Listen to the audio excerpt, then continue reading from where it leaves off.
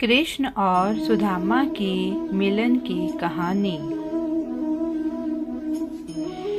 सुदामा नामक एक ब्राह्मण श्री कृष्ण के परम मित्र थे। उन्होंने श्री कृष्ण के साथ गुरुकुल में शिक्षा पाई थी। वह गृहस्थ होने पर भी संग्रह परिग्रह से दूर रहते हुए भाग्य के अनुसार जो कुछ भी मिल जाता उसी में संतुष्ट रहते थे। भगवान की उपासना और भिक्षाटन यही उसकी दिनचर्या थी।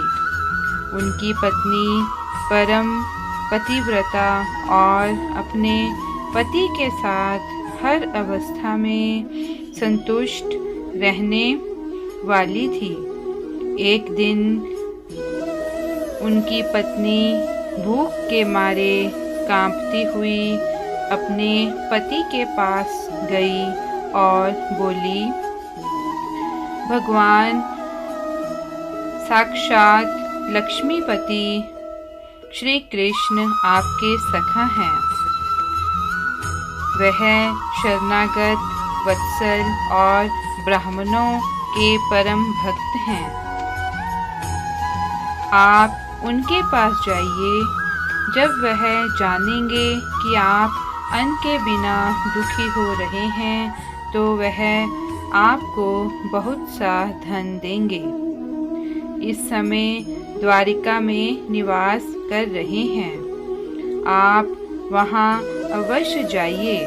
मुझे विश्वास है कि वह दीननाथ आपके बिना कहे ही हमारी दरिद्रता दूर कर देंगे। जब सुदामा जी की पत्नी ने उनसे कई बार द्वारका जाने की प्रार्थना की, तब उन्होंने सोचा, धन की तो कोई बात नहीं है, परंतु भगवान श्री कृष्ण का दर्शन हो जाएगा। इसी बहाने जीवन का यह सर्वोत्तम लाभ प्राप्त होगा। ऐसा सोचकर सुदामा जी ने द्वारका जाने का निश्चय किया।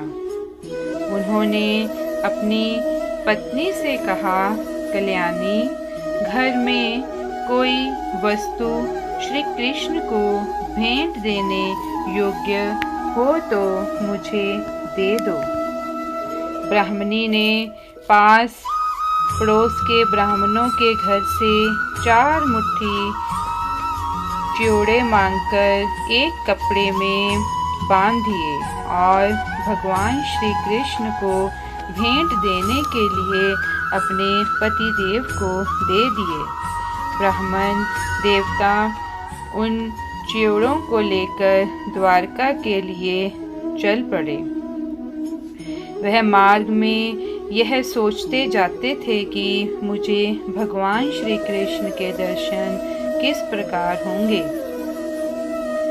द्वारका पहुंचने पर सुदामा जी अन्य ब्राह्मणों से पूछते हुए श्री कृष्ण के महल में पहुंचे। सब लोग उनकी दीनहीन अवस्था को देखकर उन पर हंस रहे थे।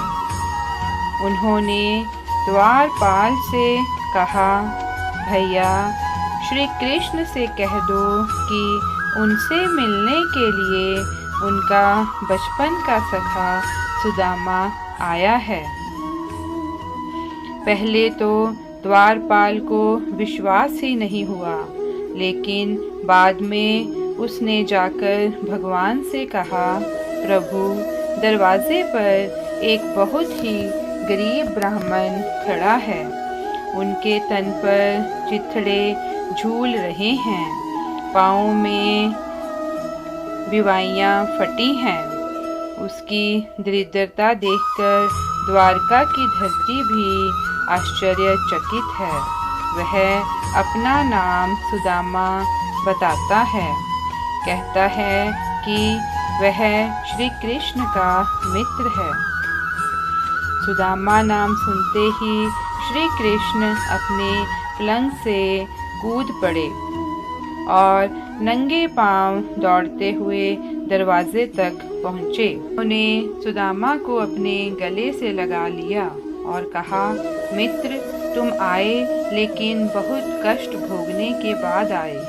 द्वारका में तुम्हारा स्वागत है।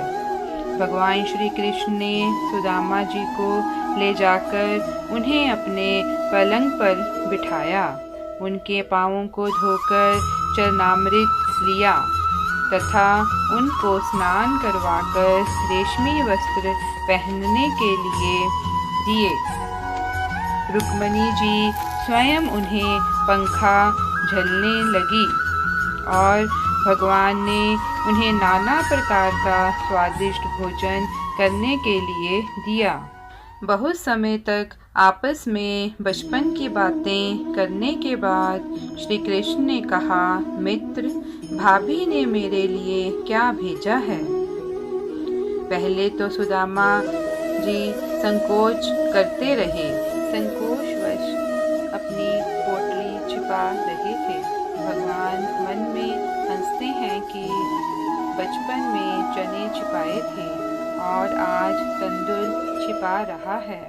फिर भगवान ने सोचा कि जो मुझे कुछ नहीं देता मैं भी उससे कुछ नहीं लेता, लेकिन मेरा भक्त है तो अब इससे छीनना ही पड़ेगा।